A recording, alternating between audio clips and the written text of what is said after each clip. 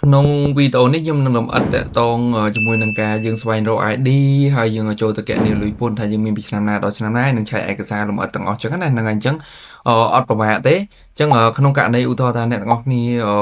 ចូលមកយើងរក ID របស់យើងសិនក្នុងករណីយើងភ្លេចណាអញ្ចឹងយើងធ្វើការផ្ទៀងផ្ទាត់ឡើងនេះគឺយើងធ្វើការវាយបញ្ចូលនៅឈ្មោះរបស់យើងជាភាសាអង់គ្លេសអក្សរធំទាំងអស់ដូចជាមួយនឹង ID card ណាហ្នឹងហើយអញ្ចឹងបន្តទៀតនៅខាងស្ដាំនេះគឺជំនាញទាំងរកបនហូអញ្ចឹងគឺលេខ ID card របស់យើង ចឹងយើងវាយមកឲ្យដូចជាមួយនឹង ID card របស់យើងមកលេខរបស់យើងហ្នឹងណាហ្នឹងហើយអញ្ចឹងយើងធ្វើការវាបញ្ចូលមកយើងចុចខាងក្រោមនេះគឺ ID ឆែករកមើល ID របស់យើងអញ្ចឹងចូលមកកន្លែងនេះយើងចង់ឆែកវិញតើយើងធ្វើការផ្ទៀងផ្ទាត់ជាមួយនឹងលេខទូរស័ព្ទដៃរបស់យើងហើយយើងជ្រើសរើសប្រព័ន្ធទូរស័ព្ទរបស់យើងមកប្រើ KT SK មួយ LG Ubob អីយើងជ្រើសរើសឲ្យត្រឹមត្រូវជាមួយនឹងប្រព័ន្ធដែលយើងប្រើប្រាស់ហ្នឹងហើយយើងគ្រីសទាំងអស់មកបាទហើយខាងក្រោមនេះចុចពាក្យថាអញ្ចឹងគឺគេនឹងផ្ញើសារ6ខ្ទង់ទៅកាន់លេខទូរស័ព្ទដៃរបស់យើងហើយអញ្ចឹងយើងទទួលបានសារហ្នឹង យើងឆែកមើលហើយយើងធ្វើការវាបញ្ចូលមកលេខមួយខ្ទង់នឹងបន្ទាប់ទៀតចុចពាក្យថាបាទនេះគឺជា ID របស់យើងបាទអញ្ចឹងកន្លែងនេះគឺជា ID ហើយបន្ទាប់ទៀតយើងត្រូវចូលទៅធ្វើការបដូរលេខសម្ងាត់របស់យើងអញ្ចឹងណាយើងយក ID ដាក់បញ្ចូលហើយយើងវាយឈ្មោះរបស់យើងអក្សរធំទាំងអស់ដូចមុនដែរហើយនឹង ID លេខ ID card របស់យើងនៅខាងក្រោមនេះគឺយើងធ្វើការដាក់បំពេញដូចគ្នាដែរប៉ុន្តែខ្ញុំបញ្ជាក់ការធ្វើនេះគឺតាមកុំព្យូទ័រអញ្ចឹងមានភាពងាយស្រួលឆែកជាងដែលយើងធ្វើតាមទូរស័ព្ទដៃហ្នឹងហើយអញ្ចឹង បន្ទាប់ទៀតយើងយកខាងស្ដាំនេះយក Uday Chanpa Engine ហើយចុចពាក្យថាមកយ៉ែមកបាទអញ្ចឹងកន្លែងនេះគឺយើងចូលទៅធ្វើដូចមែនទៀតបាទក៏យើងធ្វើការវាបញ្ចូលនៅលេខទូរស័ព្ទដៃរបស់យើងចូលហើយជ្រើសរើសប្រព័ន្ធទូរស័ព្ទគ្រីសទាំងអស់មកចុចពាក្យថាមកអញ្ចឹងគេនឹងផ្ញើសារលេខកូដ6ខ្ទង់ទៅកាន់លេខទូរស័ព្ទដៃរបស់យើងយើងគ្រាន់តែធ្វើការយកមកវាបញ្ចូលទៅបានហើយហ្នឹងហើយអញ្ចឹងកន្លែងនេះខ្ញុំឆែកមើលទៅអញ្ចឹងខ្ញុំទទួលបានសាររបស់ខ្ញុំហើយអញ្ចឹងខ្ញុំធ្វើការបំពេញចូលតែម្ដងចុចពាក្យថាមក អញ្ចឹងគឺវានឹងចូលទៅឲ្យយើងធ្វើការបង្កើតលេខសម្ងាត់ថ្មីរបស់កម្មវិធីHome Text បាទអញ្ចឹងយើងគ្រាន់តែធ្វើការបង្កើតមកវាយខាងឆ្វេងនិងខាងស្ដាំវាយឲ្យដូចគ្នាមកអញ្ចឹងបន្តទៀតយើងចុចខាងក្រោមបាទអញ្ចឹង Bimi Bon Hope ចង់ហាគីចុច plug in មកអញ្ចឹងគេប្រាប់ឲ្យការបដូរលេខសម្ងាត់របស់យើងគឺបានជោគជ័យហើយហ្នឹងហើយអញ្ចឹងពេលដែលយើងបដូររួចរាល់ហើយយើងធ្វើការចូលមកបាទយើង ID ហើយនឹងលេខសម្ងាត់របស់យើងបាទយើងធ្វើការវាបញ្ចូលហើយយើងscreenshot មួយទុកបាទហេតុអីបានយើងត្រូវ screenshot ទុកថ្ងៃក្រោយកុំឲ្យភ្លេចអញ្ចឹង screenshot ហើយយើងយកផ្ញើទៅកាន់កន្លែងណាមួយសាររបស់យើងទៅយើងទុកប្រើប្រាស់ថ្ងៃក្រោយទៀតព្រោះID លេខសម្ងាត់របស់ Home Tech នេះគឺប្រើរហូតហ្មងហ្នឹងហើយចុចពី login ហើយកន្លែងនេះគឺយើងត្រូវផ្ទៀងផ្ទាត់បន្តទៀតហ្នឹងហើយជាង e-share engine របស់យើងយើងគ្រាន់តែវាយលេខ ID card របស់យើងចូលចុចពី log in មកបាទអញ្ចឹងតែប៉ុណ្្នឹងបានហើយអូខេអញ្ចឹងស្វែងរក ID និងលេខសម្ងាត់រួចរាល់ហើយអស់ហើយអញ្ចឹងកន្លែងនេះយើងចូលទៅឆែកមើល ថាតើយើងមានលុយពន្ធប្រហែលអញ្ចឹងណាហ្នឹងហើយចុចកន្លែងនេះមកចុចទៅតាមព្រួយរបស់ខ្ញុំមកបាទយើងចុចបិទអញ្ចឹងទៅហើយយើងចូលមកឆែកបាន5ឆ្នាំណាចូលពេលបាទអញ្ចឹង2023យើងមាន2022យើងមាន2021អត់មានទេ2020អត់មានទេបាទហ្នឹងហើយអូខេអញ្ចឹងយើងចូលទៅឆែកមើល2020ឲ្យអញ្ចឹងគឺអត់មានទេហ្នឹងហើយអញ្ចឹងយើង screenshot មួយទុកខ្លួនឯងយើងដឹងចំណាំអញ្ចឹងណាថា2020យើងអត់មានទេហ្នឹងហើយ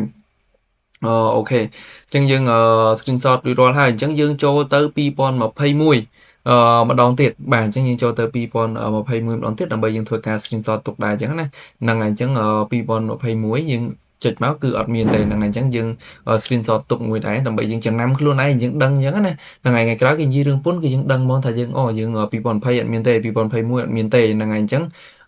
នៅខែ7ខែ8ពេលដែលចេញ2025អញ្ចឹង2020វានឹងលោតចេញអញ្ចឹងលើកយក2022អញ្ចឹងមានពាក្យថាមីដងឡើយនេះគឺអាចនឹងមានលុយពន្ធយើងចូលទៅធ្វើការគណនាបានចុចពាក្យថាមីដងមកអញ្ចឹងកន្លែងនេះយើងរើសមក set 1កន្លែងនេះយើងរើស về cooking ចុចពាក្យចូល file មួយ plug in ហើយចុចទៅតពបន្ទាប់ណាហ្នឹងហើយអញ្ចឹងយើង copy កន្លែងនេះឈងគឺភ្ជាប់យើងក្នុងមួយឆ្នាំហើយយើងអស់មកលេខ50ជាង Kesan key បាទ90%នេះយើង paste ចូលមក Kesan key ចុចយក haki អញ្ចឹងកន្លែងនេះឃើញខាងក្រោម0គឺអត់មានទេហ្នឹងហើយអញ្ចឹងយើង screenshot មួយទុកអញ្ចឹងឆ្នាំ2022យើងអត់មានលុយពន្ធទេហ្នឹងហើយអញ្ចឹងកន្លែងនេះគឺជាកន្លែងដែលយើងអាចមើលបានអញ្ចឹងណាហ្នឹងហើយអញ្ចឹងមានន័យថាអត់មានទេអញ្ចឹងមិញ22យើងរហើយអញ្ចឹងឥឡូវយើងត្រូវចូលទៅឆ្នាំ2023ម្ដងអញ្ចឹង2023យើងត្រូវចូលមកគឺយើងត្រូវចូលទៅដើមដូចសាមីទាំងអស់ឡើងវិញអញ្ចឹងណាហ្នឹងហើយយើងត្រូវចូលទៅកន្លែង home tag នេះហើយយើងចូល Sekim Sinco បាទអញ្ចឹងយើងចូលតាមដំណាក់កាលដូចមិញដែរមកបាទ close Sodic Sinco បាទអញ្ចឹងយើងចូលមកឆ្នាំ2023ម្ដងអញ្ចឹងមានពាក្យត្រូវមេដងយើងចុច តទៅដូចមិញទៀតអញ្ចឹងគឺធ្វើដដែលលេងអញ្ចឹងអត់ប្រហែលយើងគ្រាន់តែធ្វើតែឡើងវិញដើម្បីឆែកគ្រប់ឆ្នាំអញ្ចឹងណាហ្នឹងហើយអញ្ចឹងខ្ញុំចូលទៅខ្ញុំ copy កន្លែងនេះមកឈួង copy ចោលរបស់ខ្ញុំចូលមកលេខ50ជាងហ្នឹងហើយអញ្ចឹងយើងចូលមកលេខ50ជាងមកKesan key ហើយកន្លែង90%នេះយើងតម្លាក់ចូលមកបាទហ្នឹងហើយអញ្ចឹងយើង paste វាចូលមកយើង Kesan key យើងទាញមកក្រោមបាទមិញខ្ញុំមក copy អត់តាន់ហើយអញ្ចឹងខ្ញុំចូលមក copy សាមីបាទអញ្ចឹងចុចពាក្យ plug in ហើយយើងកន្លែងយកមក paste ចូលកន្លែង90% Kesan key ចូល Haki អញ្ចឹងមើលខាងក្រោមនេះគឺមានសញ្ញាដកនេះដក70,000ជាងអញ្ចឹងកន្លែងនេះគឺមានលុយពន្ធដែលយើងអាចធ្វើការដាក់ដកបានអញ្ចឹងយើងscreenshot ទុកមួយមកយើងផ្ញើទុកឲ្យខ្លួនឯងមួយសិនមកដើម្បីកុំឲ្យពិបាកចូលទៅឆែកច្រើនដងដែរអញ្ចឹងណាហ្នឹងហើយអញ្ចឹងកន្លែងនេះយើងត្រូវចូលមក2024យើងធ្វើដូចមិញដូចគ្នាដែរអញ្ចឹងគឺអត់ប្រហែលទេខ្ញុំធ្វើរៀងលឿនបន្តិចដោយសារតែ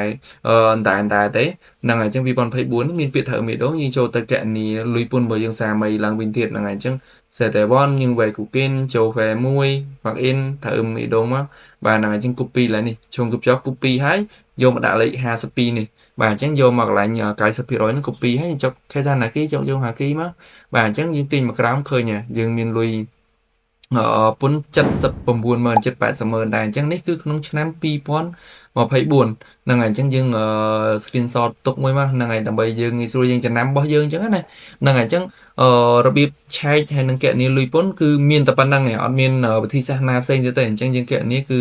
បែបហ្នឹងយើងគណនាចប់សពគ្រប់រួចរាល់ហើយអញ្ចឹងយើងត្រូវចូលទៅឆែកមើលថាតើ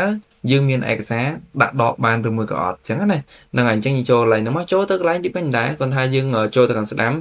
កន្លែងនេះយើងចូលទៅឆែកមើលបាទអញ្ចឹងកន្លែងនេះគឺមានន័យថា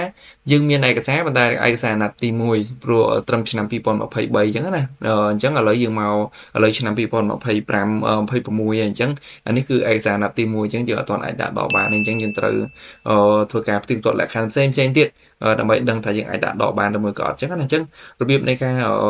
គណនាលុយពន្ធស្វែងរក ID ហើយនឹងឆែកមើលឯកសារគឺមានតែប៉ុណ្្នឹងឯងអញ្ចឹងអ្នកនរអាចមើលនៅក្នុង channel របស់ខ្ញុំមានបញ្យលយ៉ាងលម្អិតសឹងតែច្រើនវីដេអូមែនតើហ្នឹងហើយអញ្ចឹងកុំភ្លេចជួយ subscribe ហើយនឹងមើលវីដេអូរបស់ខ្ញុំបន្ថែមទៀតបានហ្នឹងឯង